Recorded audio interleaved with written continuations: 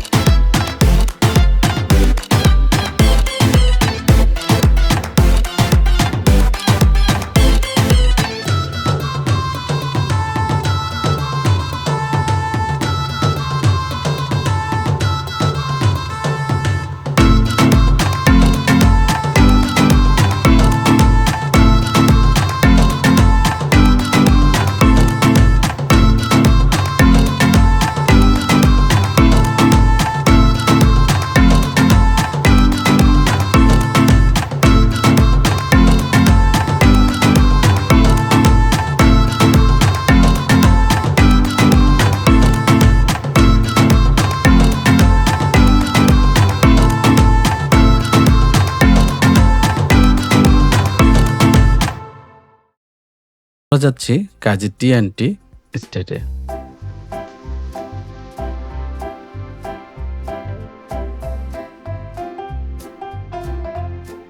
বন্ধুরা, এই KZTNT রিসোর্টে কিন্তু আসলে ঢুকতে দেওয়া হয় না, এখানে অনুমতির প্রয়োজন হয়। তো আপনারা আসার আগে অবশ্যই অনুমতি নিয়ে আসবেন। এখন আমরা এই পঞ্চগড়ের বিখ্যাত KZTNT রিসোর্টে প্রবেশ করব।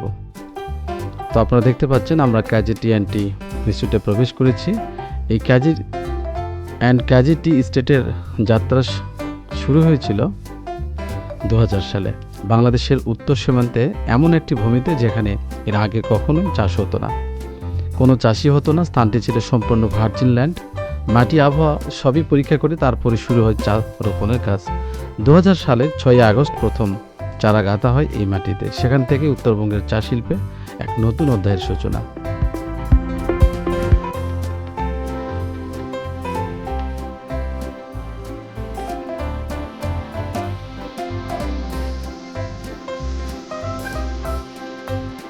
প্রাকৃতিক উপায়ে সম্পূর্ণ অর্গানিক চা উৎপাদন করত এখান থেকে। 2004 সালে এই বাগান আন্তর্জাতিক সার্টিফিকেশন পায় এবং বাংলাদেশের প্রথম দিকের অর্গানিক চা উৎপাদক হিসেবে পরিচিতি লাভ করে। যদি আপনারা ভিতরের অংশগুলো দেখতে পাচ্ছেন, আমরা অপর পাশে যেতে পারি না, এই অংশগুলো ভাঙা রয়েছে, সংস্কার কাজও তেমন একটা হয় নাই। আমার কাছে পরিত্যক্ত মনে হলো। চা বাগানের ব্যবহার করা হয় না কোনো রাসায়নিক সার এবং ক্ষতিকর কীটনাশক। জীববৈচিত্র্য রক্ষা, মাটির পুষ্টি ধরে রাখা, এসবই এই স্টেটের প্রধান দর্শন। আর এই কারণেই এটাকে অন্যতম ইকো ফ্রেন্ডলি চা বাগান বলা হয়। এরপরে আমরা চলে এসেছি মিনা বাজারে। এখানে কিন্তু বিভিন্ন ধরনের চা পাওয়া যায়, আপনারা জানেন। তো এখানে আসলে আপনারা বিভিন্ন ধরনের বিভিন্ন ফ্লেভারের চা কিনতে পারবেন।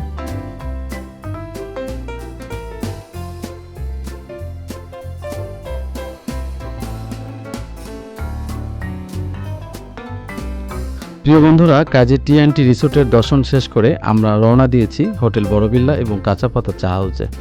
আপনারা দেখতে পাচ্ছেন সেই তেঁতুল গাছ। এই তেঁতুল গাছের পাশ ধরেই আমাদের যেতে হবে সেই আমাদের বড়বিল্লা হোটেল এবং কাঁচাপাতা চা হাউসে।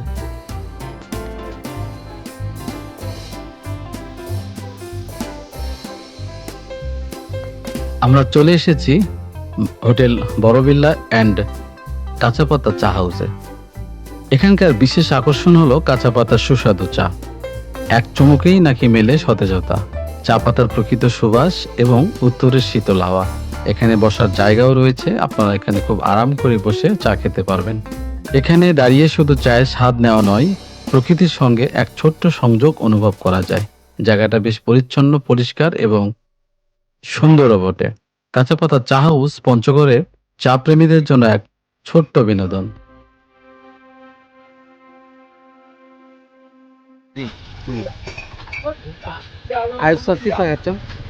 হাজিয়ান হাজি এটা এটা যে সবুজ পাতা চা নাকি নাম, কাঁচা পাতা চা নাকি, কাঁচা পাতা চা। কোম্পানির নাম হচ্ছে হাজিয়ান হাজি। আমরা পাচ্ছি এটা বিভিন্ন দামের, 170 টাকা দাম আছে। নাম হচ্ছে পুর্তি চা। খুবই সুন্দর। পুর্তি চা মানে নর্মাল চা সমত, সেই যে কোনো নর্মাল চা খাই তো পুর্তি হবে, এ সমত নর্মাল চা।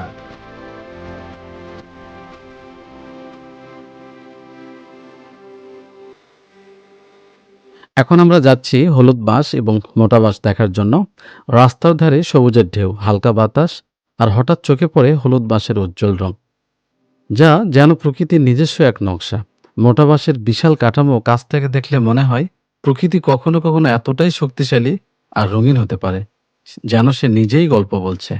এখানে দাঁড়িয়ে শুধু ছবি তোলা নয়, প্রকৃতির এই চমকপ্রদ রঙের খেলা এবং বিশালতার সঙ্গে মিশে থাকা অনুভূতির এক অন্যরকম জায়গা।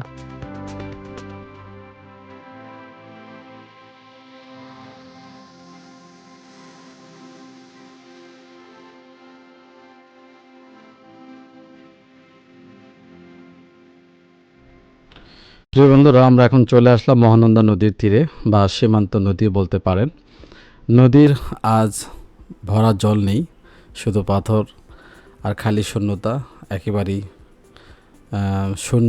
শুকনো প্রায় নদী আপনারা দেখতে পাচ্ছেন। সূর্যের আলো যখন শুকনো তীরের উপর পড়ে, মনে হয় প্রকৃতিও তার কঠোর রূপ দেখাচ্ছে। আমরা সামনে দেখতে পেলাম মহানন্দা নদীর একটা ফলক, সেখানে লেখা রয়েছে তেঁতুলিয়া পুরাতন বাজার, তেঁতুলিয়া পঞ্চগড়। বাংলাদেশ অংশের নদীর দৈর্ঘ্য এখানে 20 কিলোমিটার প্রায়। আর উৎপত্তিস্থল বা পতিতস্থল দেওয়া আছে বাংলাদেশ পানি উন্নয়ন বোর্ডের সৌজন্যে এই ফলকটি দেওয়া হয়েছে। এটা একটা সীমান্তবর্তী নদী। মানুষেরা এই নদী থেকে পাথর উত্তোলন করে। প্রতিটি পাথরের মধ্যে মানুষদের সেই কঠোর পরিশ্রমের ঘামঝরা ইতিহাস, সীমান্তে নানা গল্প, মানুষের পরিশ্রম ও প্রকৃতির সঙ্গে মিশে যায় এখানকার মানুষ। নদীর শুকনো তীরে বোঝা যায় প্রকৃতি কখনো শান্ত, কখনো কঠোর। এখানেই শেখায় আমাদের ধৈর্য, অধ্যবসায় এবং সময়ের মূল্য। তো আপনারা দূর থেকে দেখতে পাচ্ছেন একটা সীমানা পিলার। তো এই সীমানা পিলারটি সাধারণত আমাদের একপাশে ভারত এবং একপাশে আমাদের দেশ বাংলাদেশ। এই মহানন্দা নদী আজ অন্যরূপে, কিন্তু তার শক্তি, তার ইতিহাস এবং সীমান্তের যে মর্যাদা সবই চোখে এবং মনে স্থায়ীভাবে আমাদের গেঁথে আছে। এবং পাশে আপনারা দেখতে পাচ্ছেন সীমান্ত পিলারের পাশে লেখা রয়েছে বাংলাদেশ অংশের, এবং অপর পাশে কিন্তু ভারতের অংশ।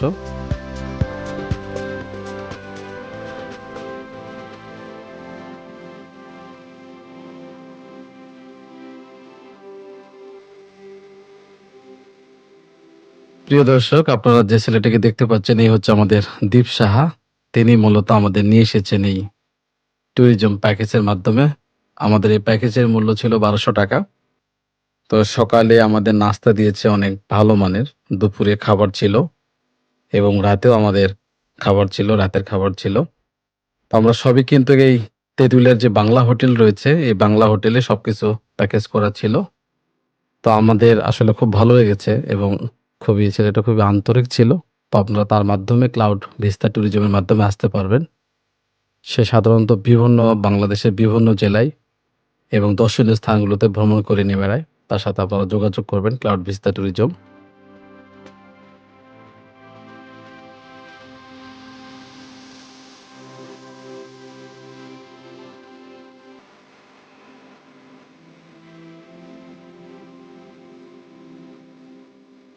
প্রিয় বন্ধুরা, এখন আমরা দাঁড়ালাম বাংলা বান্দার জিরো পয়েন্টে। আমরা বাংলা বান্দার জিরো পয়েন্টে এসেছি। এখানেই শেষ, এখানেই শুরু দেশের সীমান্ত। পাহাড় নেই, নদী নেই, শুধু সমান মাঠ আর ওপারে ভারতের সীমান্ত রেখা। আপনারা দেখতে পাচ্ছেন শূন্যতা যেন এক বিশেষ অনুভূতি দেয়।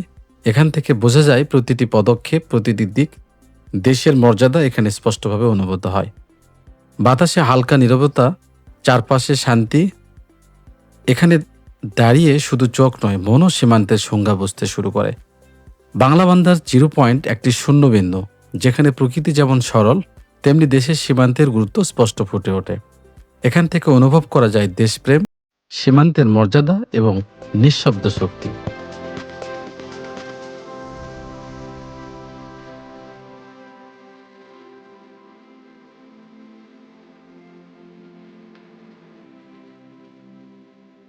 প্রিয় দর্শক, কবির ক্যানভাসের পক্ষ থেকে আপনাদের স্বাগত জানাচ্ছি। আজকে আমাদের ক্লাউড ভিস্তা ট্যুরিজমের পক্ষ থেকে একটা ট্যুর ছিল। ট্যুরটা আসলে খুবই আনন্দদায়ক ছিল, কারণ আজকের সারাদিনটা খুব ভালো একটা দিন কেটেছে। তো আমরা বর্তমানে যেখানে অবস্থান করছি, আমাদের বাংলা বান্দা জিরো পয়েন্টে আমরা অবস্থান করছি, ভারত এবং বাংলাদেশের সীমানা বর্ডারে। তো আজকে আমার সফর সঙ্গী আমার colleague Ayub Ali sir, central high স্কুলের উনি সহকারী শিক্ষক হিসেবে কর্মরত আছেন এবং সাবেক ব্যাটালিয়নের সহকারী শিক্ষক ছিলেন, আমার কলিগ ছিলেন সাবেক। তো আজকে আমাদের আসলে খুব ভালো লাগছে এই বাংলা বান্দা জিরো পয়েন্টে এসে, এবং পঞ্চগড়ের যে আবহাওয়াটা, এবং পঞ্চগড়ের যে বলা হয় যে আমাদের সমতল ভূমিতে যে চায়ের যে একটা বিকাশ বা উদ্ভব, এটা কিন্তু একটা অভাবনীয় ব্যাপার। তো আমার সহকর্মীকে বলছি যে আমাদের দর্শকদের উদ্দেশ্যে কিছু বলার জন্য। তো স্যার কিছু বলেন। হ্যাঁ, থ্যাংক ইউ কবির সাহেব, হুমায়ুন কবির। আসলে অনেক দিন থেকেই ভাবছি যে কবির সাহেবকে সময় দেব এবং কবির সাহেবের সঙ্গে থাকবো। তো যথারীতি সব কিছু মিলে সাকসেসফুল। এই কবির সাহেব যেমন বন্ধুসুলভ, তেমনি এত ভালো মানুষ, এত ভালো মানুষ যে তার সম্পর্কে বলে শেষ করা যাবে না। ভালো লাগলো। এদিকে আমরা যদিও কিন্তু আমি কিন্তু গত বছরে আসছি, তো যতবার আসি ততবারই যেন নতুনত্ব পাই। বিশেষ করে কবির সাহেবের সাথে আসে আরো খুশি, আরো আনন্দিত। ভবিষ্যতে আরো আমরা একসঙ্গে ট্যুর করব, বিভিন্ন স্পটে যাব। আশা করি ভিডিও সেটা মাঝে মাঝে পাওয়া যাবে, খুব ভালো হবে, সময় কাটবে। আপনারাও বেশি বেশি ভিউ করেন এবং শেয়ার করেন, যেন কবির ক্যানভাসের পক্ষ থেকে আশা করি অনেক অনেক অনেক আপনাদের মাধ্যমে অনেকেই উপকৃত হবে এবং খুব ভালো হবে। এবারে শেষ করছি। আল্লাহ। তো সবাই ভালো থাকবেন, সুস্থ থাকবেন। কবির ক্যানভাসের পক্ষ থেকে আবারও স্বাগত জানিয়ে সবার সুস্বাস্থ্য কামনা করে আজকে আমরা বিদায় নিচ্ছি এবারের মতো। তো পঞ্চগড়কে বিদায় জানিয়ে আমরা চলে যাব ইনশাল্লাহ। সবাই ভালো থাকবেন, আল্লাহ হাফিজ।